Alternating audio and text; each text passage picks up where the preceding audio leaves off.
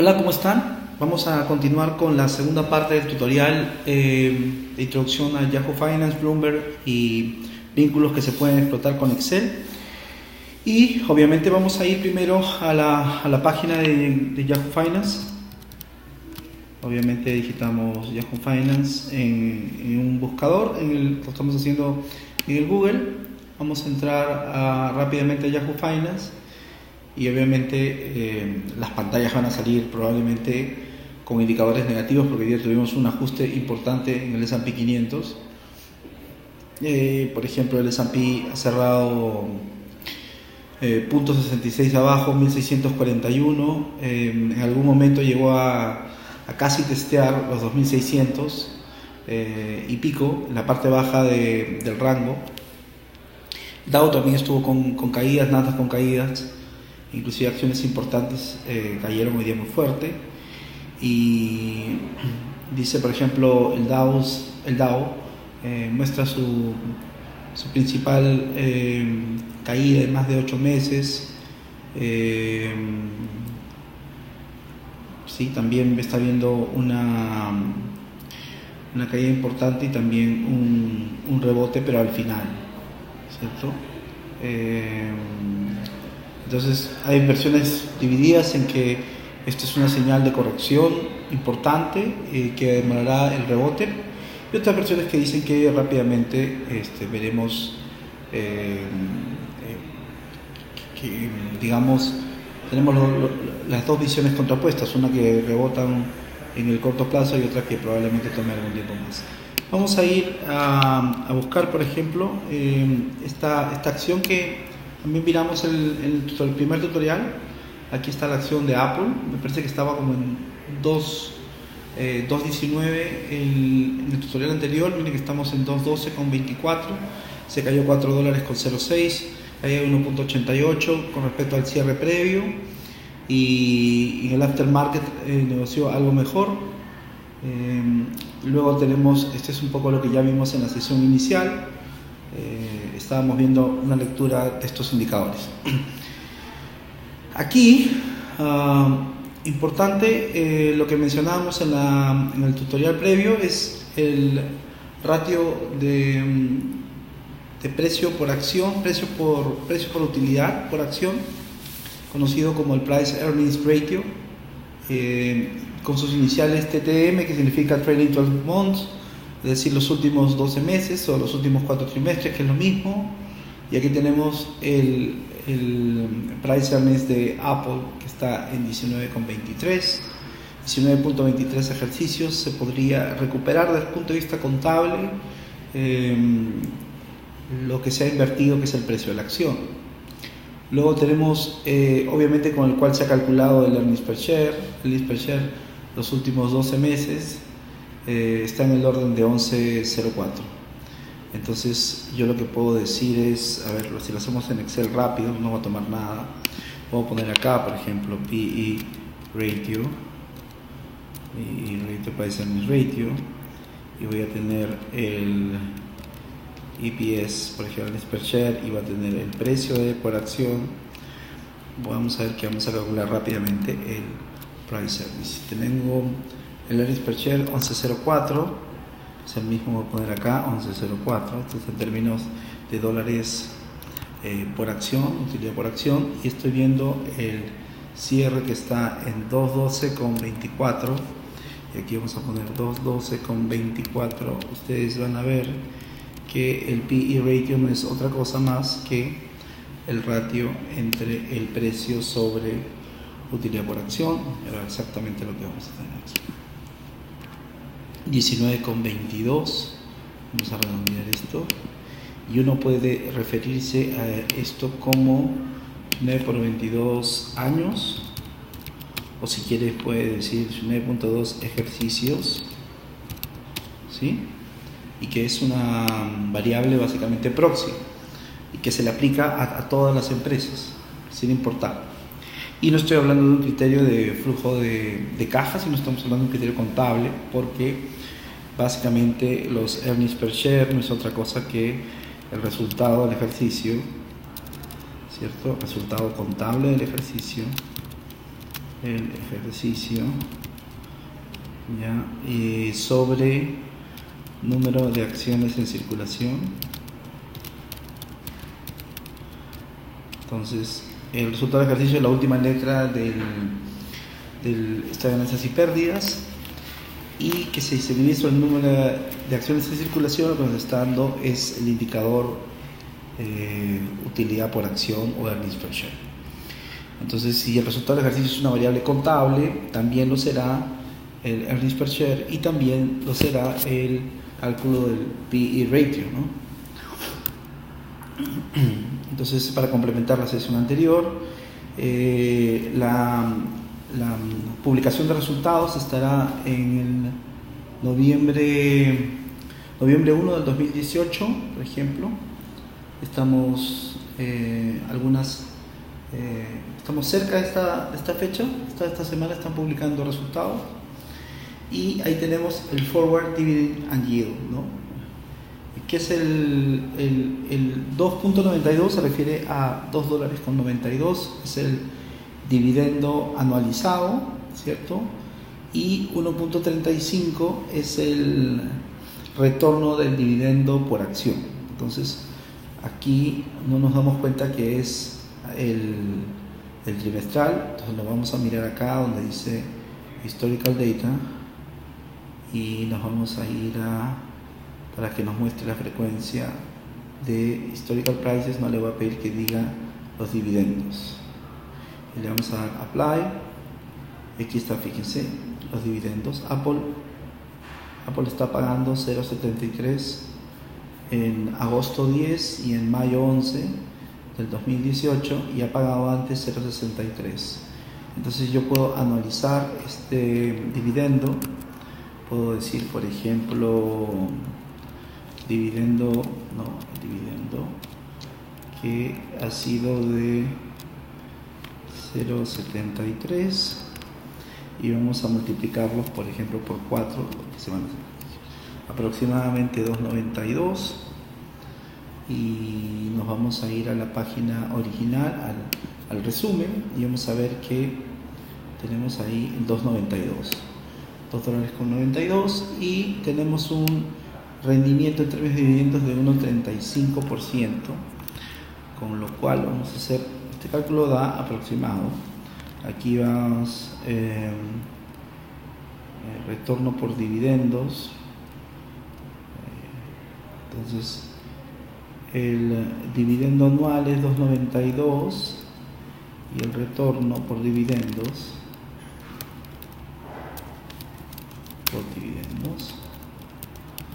va a ser igual al dividendo. Vamos a poner el dividendo aquí vamos a poner el precio. ¿Sí? El precio ya lo tenemos, que lo hemos tenido en la página de Yahoo Finance, y tenemos el dividendo también. Lo vamos a poner aquí y vamos a recalcular el retorno por dividendos. Es exactamente igual al dividendo partido por el precio, y nos va a salir este ratio que es de 1.38. Seguramente hay una pequeña diferencia, no tema de redondeo, 1.35. Ese es el retorno por dividendo. Nosotros podemos decir que en términos de flujo de caja, y también este es un estimado, tenemos 1.35 de retorno por dividendo. En resumen, es como si la empresa no cambia, el precio a lo largo de un año es digamos, hay subidas y bajadas en alguna cotización de alguna acción, pero la empresa muestra, digamos, en términos netos el mismo precio de inicio de año que de cierre de año. Nosotros vamos a tener igual un retorno por dividendos porque vamos a recibir pagos trimestrales. Entonces tendríamos un retorno base de 1.35. Y aquí también tenemos el One Year Target Estimate, que es el estimado del precio que tendría la acción de Apple por el modelo de flujo descuento de dividendos. Luego vamos a ir a bajar con un poquito datos históricos. Si queremos bajar información de Yahoo Finance, que es un sistema libre, no es como el Bloomberg que se tiene que pagar una suscripción. Aquí podemos, por ejemplo, diferentes tipos de periodos de tiempo, ¿cierto? Miren que nosotros estamos aquí cambiando el tono, ¿cierto? Estamos cambiando la ventana de tiempo, estamos viendo precios históricos, aquí estamos frecuencia diaria, por ejemplo, para calcular retornos podría ser una variable importante, y le damos a aplicar, por ejemplo, y vamos a dar los cierres históricos. Aquí la fecha en la que nos encontramos, esta es la apertura, el máximo del día, el mínimo del día, el cierre, y aquí tenemos el volumen, número de acciones negociadas. También podremos bajar los datos, ¿sí? Nos permiten bajar los datos. Voy a poner aquí, vamos a bajar los datos de Apple y lo va a bajar un archivo Excel que podemos abrirlo, y fíjense, aquí está. No nos ha tomado, la verdad, casi hacer un par de clics nada más, y tenemos información sobre precios, ¿cierto? Y podemos ya luego ordenar los datos, trabajarle retornos, etc. En algunos casos, en la mayoría de los casos, las series se trabajan con los cierres, así que seguramente ustedes van a hacer esta misma transformación, van a eliminar los campos que no estén utilizando, ¿sí? Y se van a quedar con este campo, por ejemplo, de cierre, ¿no? El precio cierre de Apple, y está ordenado por días. Bueno, ya hemos podido bajar los datos.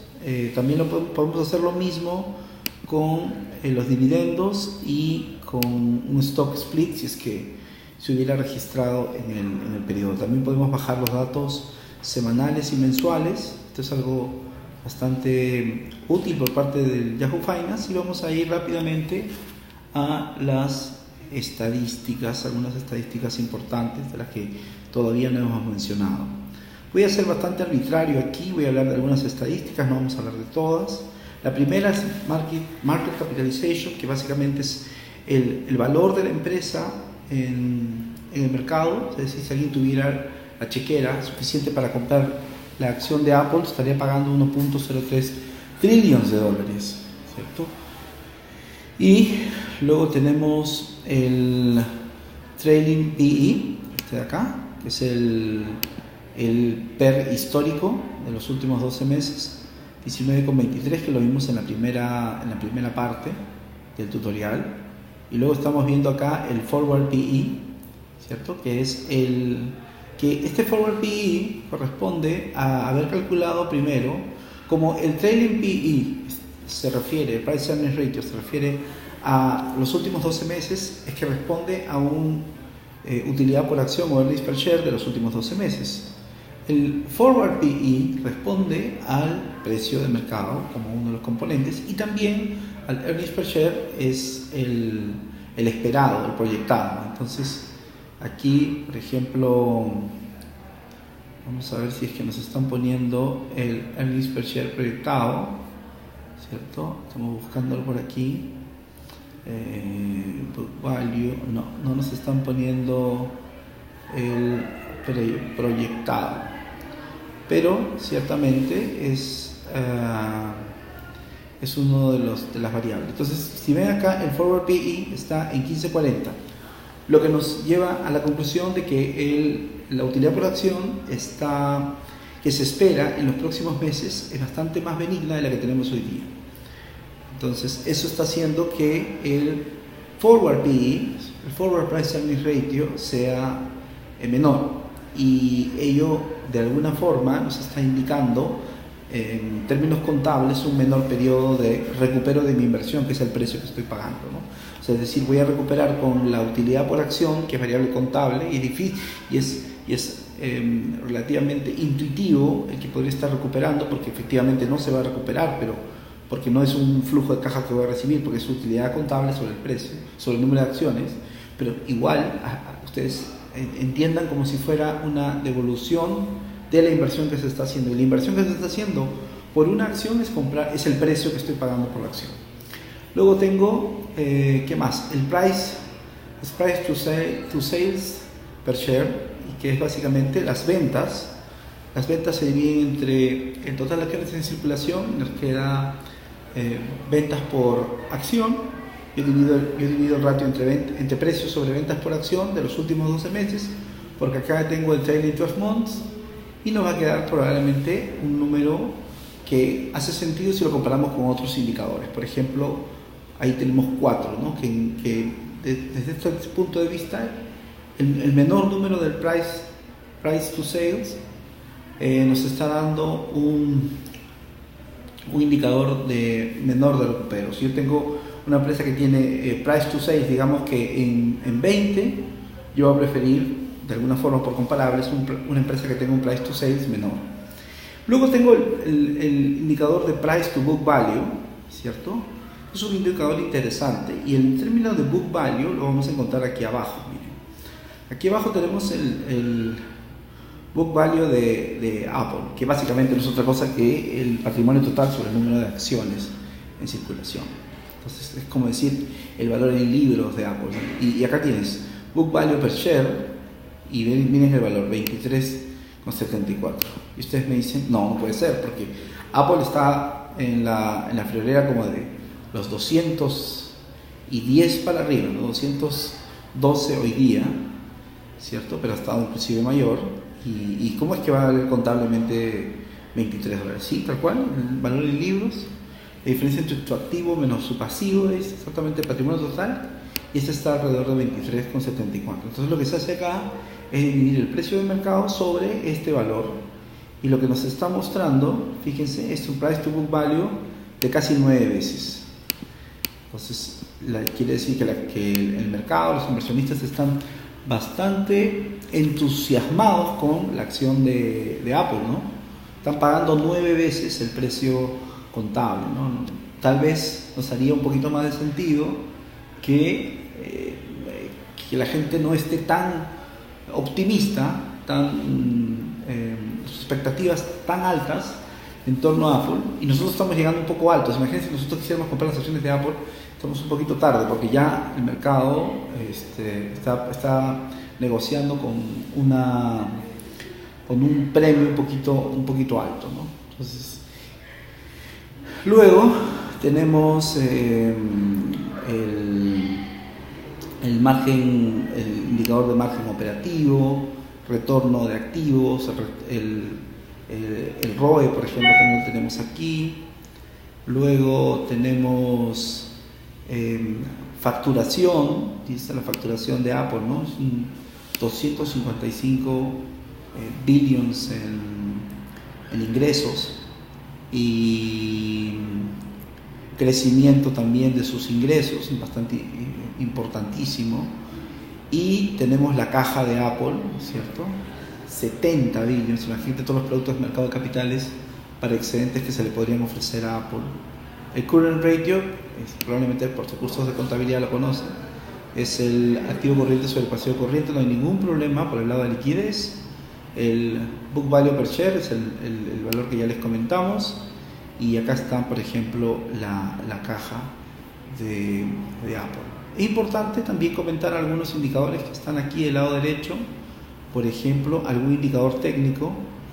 Acá hablando de las medias móviles, por ejemplo, estamos hablando de el beta, tiene 1.27, que nos está indicando que la acción de Apple es bastante más, tiene alguna suerte de un componente de riesgo mayor que el promedio de las acciones de mercado, ¿cierto?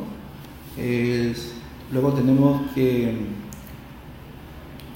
el promedio móvil de 50 días de Apple ha sido $200 con 21.57, y este es como un soporte de corto plazo, que ahora, si ustedes ven en el mercado con un precio de 2.12, no lo ha respetado, sino que al haber caído ha quebrado este nivel.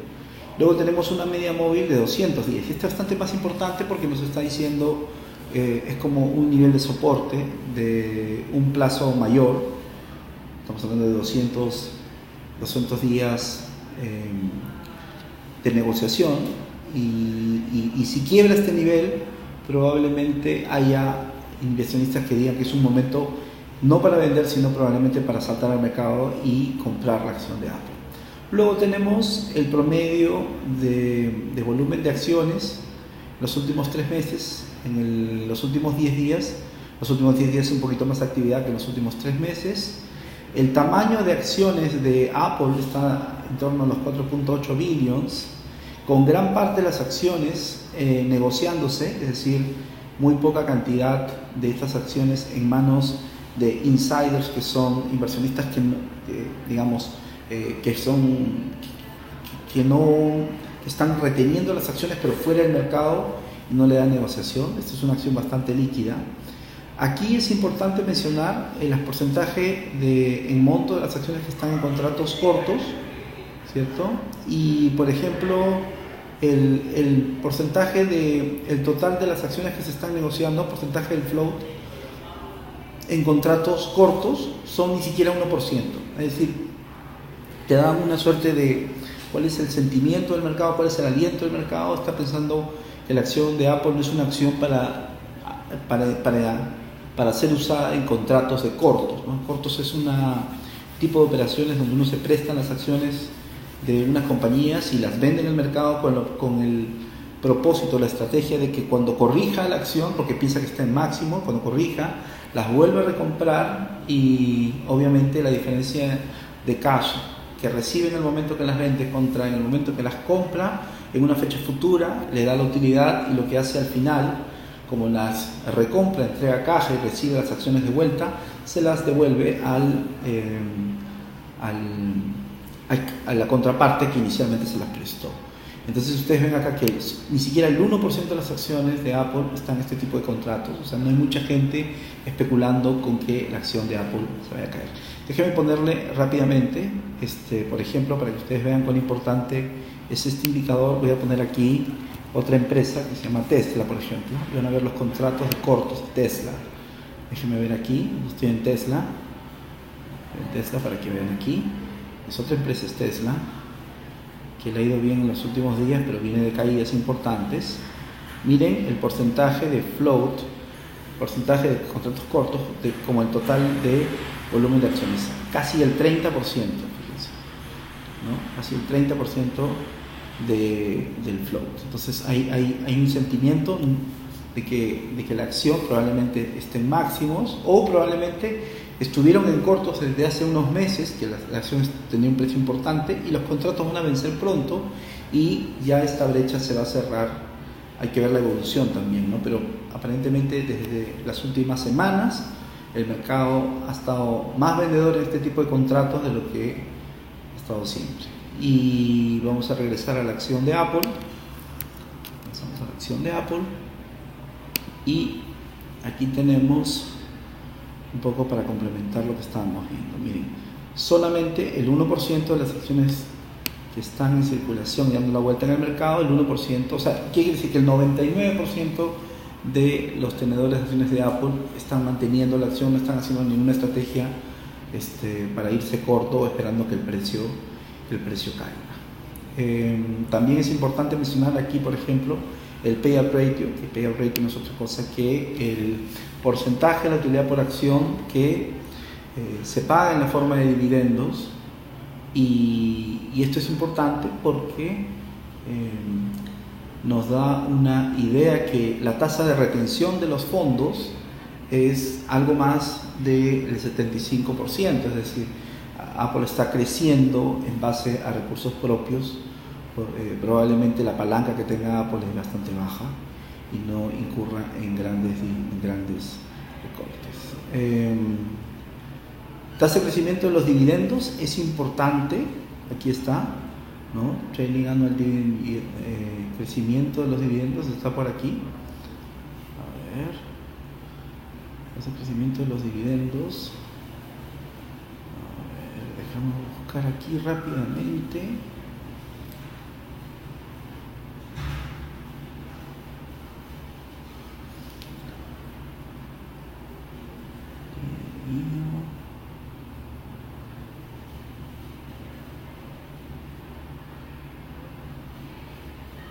Y ya, trailing annual dividend yield. Este es el retorno por dividendos, y este es el crecimiento de los dividendos. ¿Sí? El crecimiento es 1.75.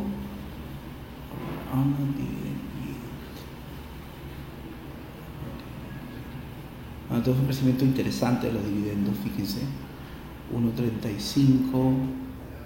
El que está viniendo viene bastante bien, y el promedio de los dividendos anuales de los últimos años. Bueno, esa es una segunda parte del tutorial de Yahoo Finance. Déjenme ir rápidamente sobre la misma opción para el Bloomberg. Por ejemplo, aquí en el Bloomberg lo que tendríamos que hacer es ir a la opción a la búsqueda de Apple. Por ejemplo, la acción aquí, buscaríamos Apple y Apple US Equity, porque está negociando en este mercado. Inmediatamente ponemos la opción de descripción, y en la opción de descripción nos dicen la información importante. Aquí información que no está en Yahoo Finance, la página web, quién es el CEO de Apple, el beta de Apple. Probablemente hay una diferencia. Ustedes veían como un beta de como 1.27, básicamente porque la muestra no es la misma. Este es un raw beta y está hablando de 6 meses. Aquí está el indicative gross yield, es el rendimiento anual considerando el último dato, ¿cierto? Nosotros habíamos calculado, a ver, vamos a ver aquí, hemos obtenido la información, pero a ver, workbook, aquí está. Nosotros habíamos calculado 1.37, ¿se acuerdan? Y es el número similar al que estamos viendo aquí en el Bloomberg. Luego tenemos el Price Earnings Ratio, 19.5. Aquí tenemos el estimado de Earnings Per Share, por ejemplo, en los próximos meses. Es bastante mejor, ¿cierto? 11.80, y el estimado viene por debajo del Earnings Per Share actual, ¿no? El Earnings Per Share de los últimos 12 meses, 10.90. También tenemos la misma información: capitalización de mercado, porcentaje de short interest, es decir, contratos de ventas en corto sobre el total de acciones que están en circulación en el mercado, 0.3, el mercado bastante optimista. El Bloomberg es bastante más generoso con la información que tiene desde el punto de vista de análisis financiero. Fíjense, aquí tenemos bastantes datos más de lo que tiene el Yahoo Finance. Por ejemplo, aquí podemos ir, por ejemplo, a la tasa de retención, 74%, que la calculamos por diferencia en el crecimiento de sus empleados. Apple está creciendo la plantilla en 6%. Datos como EBITDA, el EBIT, vemos que hay poco activo fijo en Apple. El margen operativo, el margen antes de intereses, este es como el EBT, está en 28%. La rotación de activos en 0.7, por ejemplo. Los dividendos por acción están en forma anual 2.4.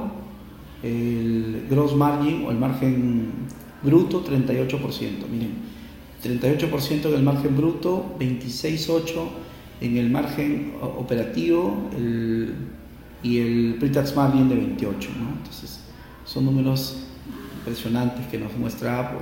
Luego tenemos deuda sobre activos, 30%. Aquí es exactamente lo que estábamos viendo, una empresa que está creciendo con capital propio, lo medido mostrado a través del ROA, y a través de que la tasa de retención es alta. Y esta es un poco la información que estamos viendo en Yahoo Finance, en Bloomberg. Y también tenemos información sobre cómo han estado los earnings, gráficos de los earnings, cómo han estado los gráficos de la industria. Esto es bastante interesante, que creo que podríamos ver en otra oportunidad. ¿Listo? Esto ha sido todo por el por el tutorial de hoy. No se olvide suscribirse al canal y si le gustó el video, póngale like y muchas gracias.